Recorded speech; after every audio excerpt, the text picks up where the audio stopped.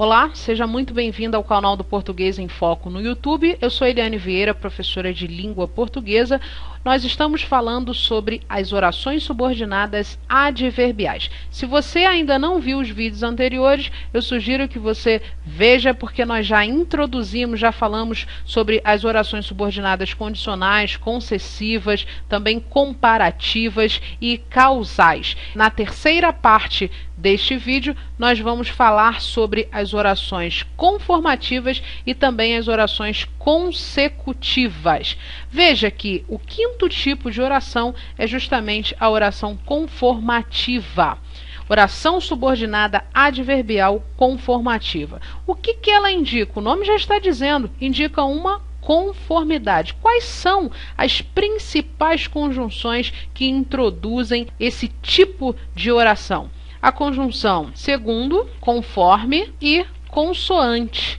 São as três principais. É claro que existem outras, mas essas são as três principais. Vejamos um exemplo. Fiz o relatório conforme me ensinou. Fiz o relatório conforme me ensinou. Nós temos dois verbos. O verbo fazer aqui está conjugado e o verbo ensinar também. Então, uma das coisas principais que você precisa fazer em questões de orações de período composto de forma geral, tanto as orações coordenadas como as subordinadas, é sempre marcar o verbo. É através do verbo que você consegue organizar as orações e, é claro, classificá-las de forma correta. Então, nós temos aqui, fiz o relatório, é a primeira oração, e conforme me ensinou é a segunda oração. Ora, em fiz o relatório, nós temos a oração principal. Ela não é introduzida por conectivo. E essa oração que expressa a circunstância de conformidade é introduzida por uma conjunção subordinativa conformativa. Ela vai ser classificada em relação à circunstância que ela introduz, que ela imprime ali na frase. Então, perceba que fiz o relatório conforme me ensinou ou segundo me ensinou, expressam aí uma conformidade. Por isso, nós temos uma oração subordinada adverbial conformativa. Oração subordinada adverbial conformativa. Vejamos agora as orações subordinadas adverbiais consecutivas. O que é uma oração subordinada adverbial consecutiva? Ela indica uma consequência ou um resultado, uma conclusão do que se diz lá na oração principal. Então, você sempre vai precisar analisar a oração principal em relação à oração subordinada adverbial. Veja só um exemplo.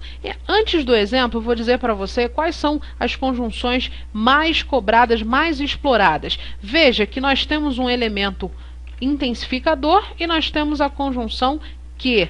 Nós temos também tal, que, e nós temos de modo que. Vamos agora propriamente para o exemplo.